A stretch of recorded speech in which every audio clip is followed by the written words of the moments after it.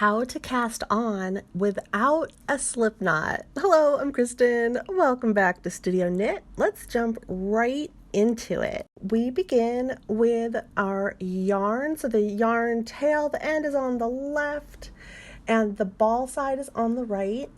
And we are going to start with that slingshot with our left hand. From here, we take our knitting needle and we place it right under the yarn between our thumb and our index finger. So right underneath it and between it right there. Hold the yarn tightly with your right finger. Take it all the way around to the left and through that loop. Then all the way around to the outside of the right. Bring it through, and you have begun by casting on 2 stitches without that slip knot. Now, why would we want to do that? I start pretty much all of my projects here with that little slip knot, right? Well, if you would like to get rid of that tiny little knot at the very beginning of your work, then this is a great technique for you to start using. So let's do it again together. We're taking our yarn and we're making that slingshot.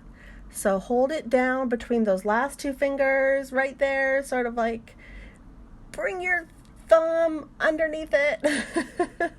Let me hold the yarn. Bring the thumb right underneath it and hold it in that slingshot formation. We take our knitting needle right underneath the yarn between our thumb and our index finger and hold on to it. Now bring your knitting needle around to the left, above, and through that loop. Keep the yarn on the needle exactly how you have it, then go all the way around to the right side, the outside, and under, and then bring it through that loop, and you have 2 stitches. This takes a little bit of practice, but once you have it down, you won't even be thinking about it. Let's do it one more time together. So we start with that slingshot. We hold it down with our last 2 fingers. We bring it between those 2 fingers right there, and we get our thumb underneath that yarn. So we have our slingshot formation.